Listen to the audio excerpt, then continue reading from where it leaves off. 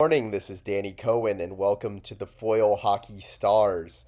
Today, we have got a game against the struggling foe in our division, the Utah Mammoth. The Dallas Stars, not struggling at all. We are 8-1-1 in our last 10 games.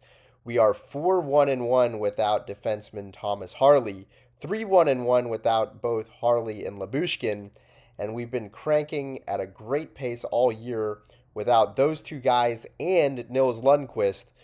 So, what does this mean for the Dallas Stars moving forward on our defense? We'll talk about that. We'll talk about the new jerseys that the Stars will be wearing and much more in the full-length video below. If you're not already on it, go check that out. And in the meantime, go ahead and give me a subscribe, like, comment, share. Help me get the word out.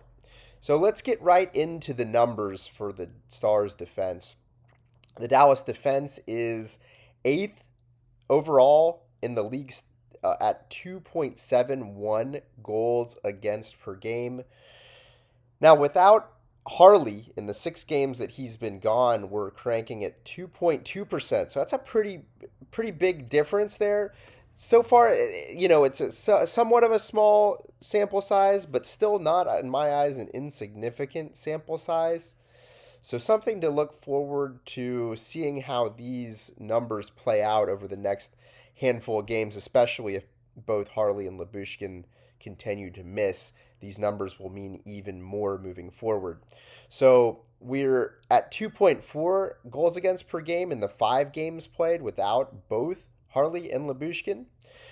So overall, our penalty kill is not so good. We're 78%, good for 26th in the league. Now, without Harley and Lyubushkin, we are cranking at a better rate of 84.2%, which is 14th in the league, middle of the pack. And in all of the games so far that Bichsel and Petrovic have been on the ice on the penalty kill, in the absence of some of the other players that we're missing right now, we have had 0 goals scored against us killing penalties with those guys. So pretty impressive. What does all of this mean for the Dallas Stars?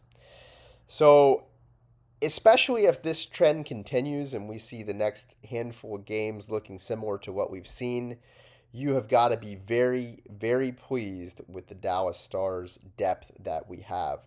And that would give you options. Think about this. On the left defense, we have Lindell, we have Bichsel, we have Capobianco, we have Kolyachonok, Trey Taylor, Heiskanen. Trey Taylor is in the AHL, and he's a highly touted prospect that probably on most teams would be playing with them right now. And then Tristan Bertucci is another prospect of ours. He's 20 years old. He was, I believe, a second-round pick for us.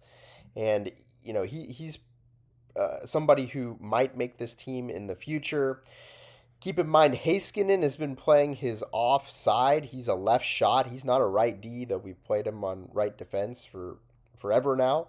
So, and then Harley, right? Harley's the other big guy that's on our left side there. So that is absolutely stacked, just stacked. And when you're that stacked at left defense, you have options that you can move if you need to. And we'll talk a little bit about that. But before we do, Petrovic, right? He took 6 penalty minutes against Seattle. He's our only right-hand defenseman that we have on the roster right now. Kolyachonok is playing the right side, but he's not a right D. Heiskanen, like I said, is not a right-hand defenseman naturally. So in Petrovic's time in the box, one of which was a double minor, Lian Bichsel was playing the right side and killed on for a whole couple minutes on that side. So pretty impressive. Lian Bichsel is +7 on the year. Alex Petrovic is +7 on the year. They are in the tops of our team in that category. I think they're ranked 4th, something like that. And so my question to you is, Nils Lundkvist has only played 4 games. He looked pretty good in those 4 games, but is he guaranteed a spot when he comes back? Especially with the play of Petrovic, who's been awesome for us in the playoffs for several years running. I don't think he's guaranteed anything. You know, what if these reinforcements continue, say, for another 5 games, 6 games, and continue to play the way that they are? Could the Stars look to maybe move some more expensive players like Ilya Lyubushkin, for instance, or, um, you know, just spitballing here and throwing it out there. But if you really wanted to make some waves, Thomas Harley, who's been struggling defensively this year, big contract that we just signed him to. I don't think his no movement clause kicks in for another 4 years. Could you trade him for a top notch stud right defenseman to kind of even it out a little bit? Maybe you move Heiskanen over to his natural left side and you bring in somebody like my favorite would be Charlie McAvoy, who does it all. He's got a little nasty in his game. He's got offensive skill. He's great defensively. Or do you look at somebody on a struggling New York Rangers team like an Adam Fox? Now, both of those players have no movement clauses, but you got to think that somebody like that would be tempting, especially for a team that's looking to get a little younger. And both of those players, both Adam Fox and Charlie McAvoy, they're still young. They're in their prime. They're 27 years old. We could move them, while we're still in our window for winning here and have them for another 5 years easily at their top-notch game for those players. So something to think about, right? Now we play a Utah team here who's only won 3 games in their last 10 games played. So Utah's struggling. Their offense is middle of the pack, 17th overall. They've got no point per game players right now, though they do have some talent on the front end with Logan Cooley, Clayton Keller, Peterka, Nick Schmaltz, Dylan Gunther. They've got some players who have some skill, and you got to watch out for them. Dallas's offense is 5th in the league right now at 3.38 goals per game. Pretty good stuff. Both Mikko and Robo are on pace for 100-point seasons, and we have never had that in Dallas. 2 players on the same year getting 100-plus points. So some stat line to watch as we move forward. Wyatt Johnston's also putting up point-per-game numbers, so pretty good time to be a Dallas Stars fan in the regard of offensive excitement. And so one thing to look for, Mikko Rantanen is just coming off of his suspension, and I saw a little less moose in his game, and I hope that the natural inclination for somebody in his shoes who is now on the naughty list for suspensions, he racked up 2 game misconducts within a 40-game span, which makes him eligible for this increasing suspension clause of the players agreement. So he has got to watch out, and I hope that he doesn't change the game that I love, and I'm sure that you guys love, where Mikko is playing with that nasty in his game, and so hopefully he stays in that power forward, nasty, sometimes even a little dirty mold that really suits him well.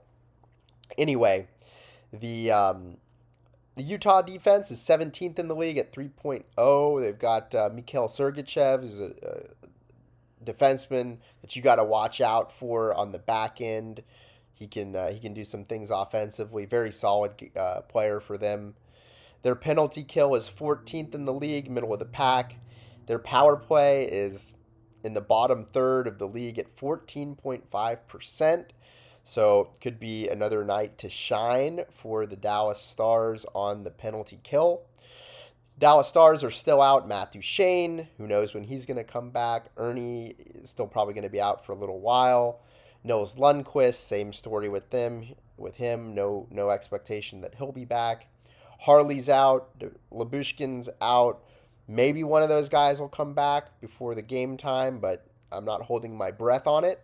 Utah has some injuries themselves with Juuso Valimaki on their second pairing being out, and Olli Mata. Couple Finns that they're missing on their defense. He's their third pairing guy on the left side. He's out as well. They've got a depth center in Alex Kerfoot, who is also out.